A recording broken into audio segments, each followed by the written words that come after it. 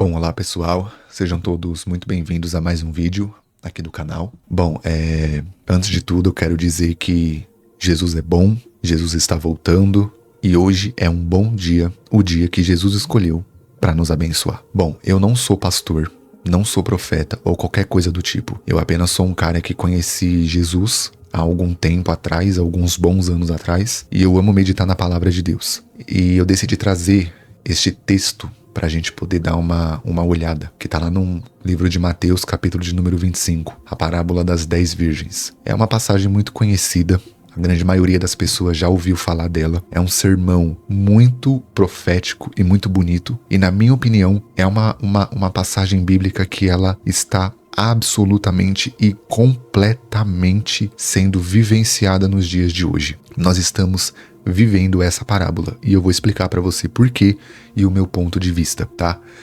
Bom, vamos lá. Eu não vou ler o texto, tá bom? Você pode ler depois, como você pode ver, eu grifei até uns versículos aqui, que são uns versículos chaves, mas eu quero me ater somente ao versículo 6. Depois você pode dar uma olhada nessa parábola aí, só para você entender. Uma parábola é uma situação, meio que fictícia, tá? Uma história, uma situação hipotética que Jesus usava para trazer um sermão, um ensinamento para quem estava ouvindo ele. E esse sermão e esse ensinamento, ele se reflete na nossa realidade. Então Jesus, ele pegava uma história, ele contava essa história e em cima dessa história ele trazia um sermão que se reflete na nossa realidade. Jesus fala muito por parábolas, muito. Se você pegar os 4 evangelhos, você vai ver que Jesus, ele fala muito por parábolas, porque parábolas é uma forma alegórica de contar uma realidade, trazer uma realidade. E essa parábola aqui não é diferente. Nessa parábola, Jesus está falando sobre um casamento, uma festa de casamento. E ele está falando basicamente da volta dele para buscar a igreja. Porém, tem um versículo aqui que chama muito a minha atenção. O versículo de número 6, tá? Ele diz assim: à meia-noite ouviu-se um grito. O noivo se aproxima, saiam ao encontro dele. Bom, pessoal, o que quer dizer isso?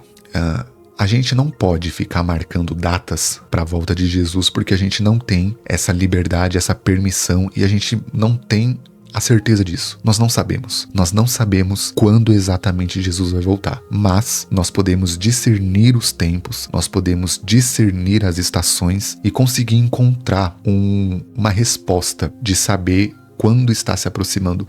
E dentro dessa parábola aqui a gente tem uma resposta. E eu vou mostrar para você. Perceba que o versículo 6 diz: à meia-noite. À meia-noite. Isso aqui é um horário, tá? Meia-noite. É um horário. Me chamou muito a atenção porque, normalmente, a meia-noite é um horário muito específico. E se você for parar para pesquisar, você vai ver que ao redor do mundo, muitas coisas acontecem à meia-noite. Muitas coisas. No mundo espiritual, principalmente, tá? Forças malignas e as energias, elas ficam muito mais fortes à meia-noite. Então, a meia-noite é um horário onde muita coisa acontece. Mas também, trazendo para dentro de uma realidade física, um plano físico, a meia-noite é um horário em que está todo mundo dormindo normalmente. É um horário em que nós estamos dormindo, é um horário em que nós estamos vulneráveis, é um horário em que nós não estamos vigilantes, é um horário que nós estamos dormindo, estamos descansando, né? E perceba que é à meia-noite que ouviu-se um grito. Se você for procurar na Bíblia, você vai achar muitos versículos que citam a meia-noite como algum acontecimento.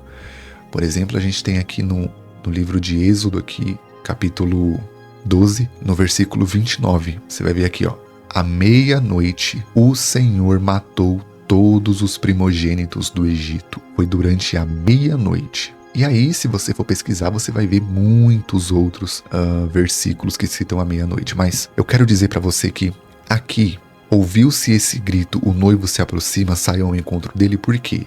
As virgens, elas adormeceram, todas elas estavam dormindo. E esse grito acordou elas e elas se prepararam para a chegada do noivo. Eu entendo, trazendo para os dias de hoje, esse horário aqui, ó, à meia-noite, é um período de tempo que a humanidade está, tá bom? Eu acredito que nós estamos vivendo exatamente esse período da meia-noite. O período em que o mundo está sob trevas. O período em que o mundo está doente, período em que o mundo está numa completa escuridão. Nós estamos vivendo este período, nós estamos vivendo este tempo, o tempo da meia-noite. Olha a sua volta, olha o que está acontecendo no mundo. Dá uma olhada na política mundial, dá uma olhada na natureza, na sociedade. no avanço da tecnologia, na regressão do ser humano como um ser inteligente. Nós estamos vendo coisas bizarras acontecendo no mundo. Nós estamos vendo coisas estranhas acontecendo no mundo. Nós estamos vivendo este período, o período de escuridão, à meia-noite. Só que dentro dessa passagem é interessante que à meia-noite ouviu-se um grito. E que grito foi esse? Quem está gritando? O que esse grito disse? Esse grito vai dizer: o noivo se aproxima, saiam ao encontro dele. Perceba que o personagem, a pessoa que gritou que o noivo está se aproximando, ele vai dizer está se aproximando, não vai dizer que chegou, vai dizer se aproxima. Ele vai dizer que o noivo chegou no versículo abaixo, tá? No versículo abaixo vai dizer: saindo elas para comprar óleo, chegou o noivo. Então, no versículo 6, o noivo se aproxima. No versículo 10, ele chega. E eu acredito que nós estamos vivendo o período da meia-noite em que está acontecendo um clamor, um grito.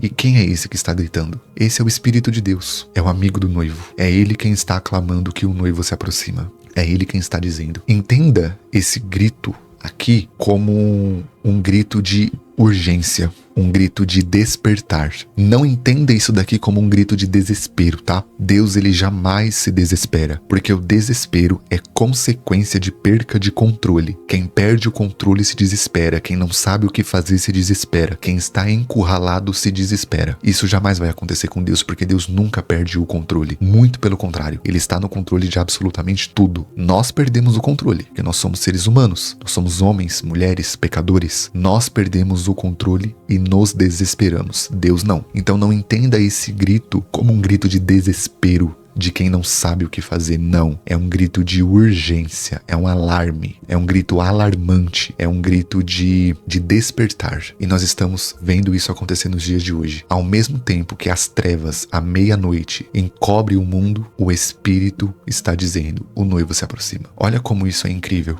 Olha como isso é maravilhoso. Nós estamos vendo a meia-noite diante dos nossos próprios olhos. A meia-noite é as trevas que está sobre o mundo. A meia-noite é o maligno que toma conta do mundo. É o maligno que estende os seus tentáculos pela humanidade. Mas a gente acha que Deus não está fazendo nada. A gente acha que Deus está de braços cruzados e está deixando tudo acontecer. Mas não. Deus está trabalhando. E Ele está dizendo: o noivo se aproxima. O Espírito está dizendo: o noivo se aproxima. Então, na mesma proporção que o maligno avança sobre o mundo, o Espírito avança, dizendo que o noivo se aproxima. Nós estamos vivendo esses dias. Nós estamos no período da meia-noite e nós estamos ouvindo o Espírito dizer que o noivo se aproxima. E qual que é a distância da aproximação dele até a chegada? Eu não sei. Pode ser apenas 3 versículos ou 4 versículos, né? Porque no 6 ele está se aproximando e no 10 o noivo chega. Então, essa parábola Jesus ele contou para alertar 2 grupos de pessoas. Para alertar o grupo de pessoas que é prudente e o grupo de pessoas que é imprudente. O grupo de pessoas que é